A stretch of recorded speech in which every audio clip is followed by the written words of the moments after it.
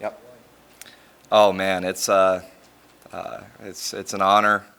Very humbling experience to be looked at by my teammates and coaches as a leader, and to be a Nebraska kid and to be named a captain. I think it means a whole lot in itself, and I think to be from here it means a whole lot more too. And so it's something that I'm gonna look on for the rest of my life with a lot of pride on this honor, and the guys that I'm surrounded with, it's a real honor. So. What's the balance with that, where maybe you take on some different roles as the captain, but you still want to be who you are and Yeah. be within yourself? Is there kind of balance? Yeah, nothing's going to change with me. I mean, I try to be, light, and everyone knows that I'm competitive.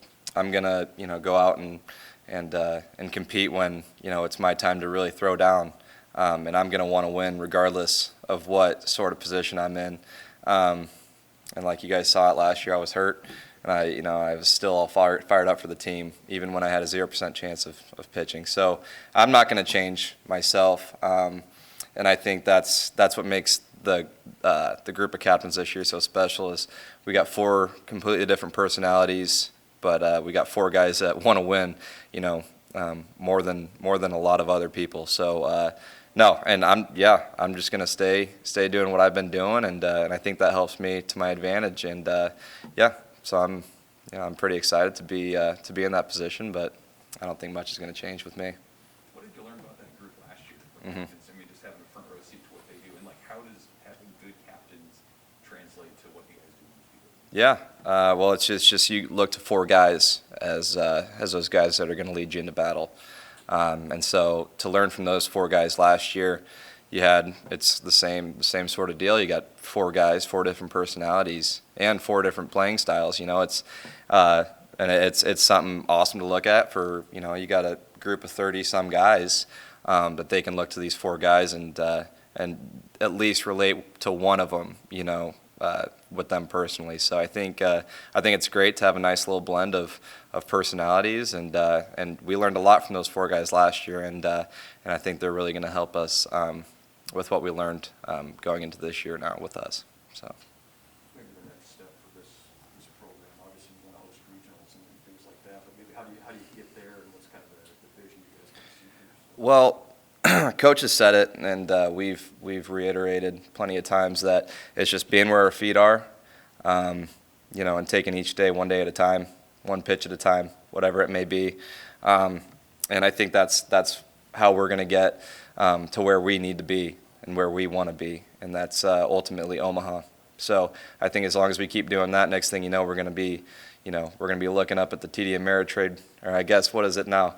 It's Charles Schwab. Pardon me. But yeah, that's what it's going to be, and we're going to be looking up at that sign now. If we keep stacking the days we need to be doing, and doing the things that we need to do on a daily basis to get to where we need to be. So I think that's the next step for us. What does it mean to be playing alongside with so many other Nebraska kids? Oh, it's awesome. Like I said, it means a whole lot to even be a part of something like this, and to be a Nebraska kid. It does mean a little bit more. And I think with a lot of in-state guys, we all share that same bond of being here and it meaning as much as it does. I think it's really great, and it's an honor to be alongside a lot of in-state guys. How are you a different pitcher than you were at the end of last year? Are you working on new pitches, or what's kind of your repertoire? Just trying to be mature with my approach, not trying to be too fine. I've just been trying to make minor adjustments with things to make myself better, and at the same time do everything I can to possibly help this team win. And my competitive nature is going to shine on the mound, and I think that's what drives me through as a pitcher more times than not. So I'm just going to keep doing what I've been doing, and not trying to make too many drastic changes when I'm on the mound, but fine tuning a lot of things. How much value was there in being able to get back last year, even if it was just for a handful Yeah. Spots? How much did that help you?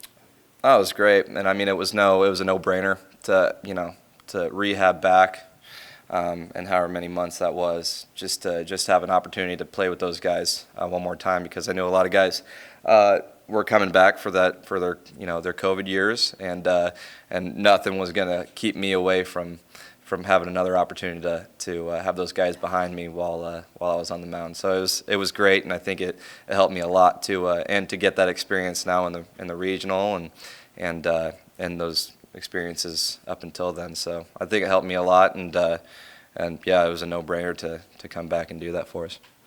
You mentioned the COVID year. Like, do you consider this to be your senior season, given that you technically would have another year? Yeah, and well, something we learned with COVID was not to take anything for granted, not take a day for granted, not to take a practice for granted. So, yeah, I'm looking at this. Heck, I'm looking at today, like today's my last day, and that's and when, like I said, you keep stacking those sort of days, then you can stack them into something with great potential. So, so yeah, I'm gonna look at this like it is my last year, and then a year from now we could be looking at a different situation. Who knows? So, so yeah, I'm just gonna take each day one day at a time, but treat every day like it's my last. You were pretty limited in those starts last season. What's it like knowing that you've got a full season ahead of you and you're not really limited this season? Well, it's great because not every year for me here in Lincoln has looked the same. Freshman year was probably the most normal year I had, and I was just a young buck that had no clue what was going on around me. So, it's going to be great to have something set in stone in some sort of way. A little bit of structure there, and it's not as many question marks that I'm looking at leading into this year. So it's going to be great to have some sort of solidarity and structure going into this season. Kyle, the pitching staff as a whole, how do you describe what you guys might be able to accomplish this year, knowing that two of your weekend starters from a year ago are no longer with the program? Yeah, the pitching staff. That's one thing that looking after last year, we lost a few great pieces, but I think we're coming back. And it might sound crazy, we're coming back even stronger.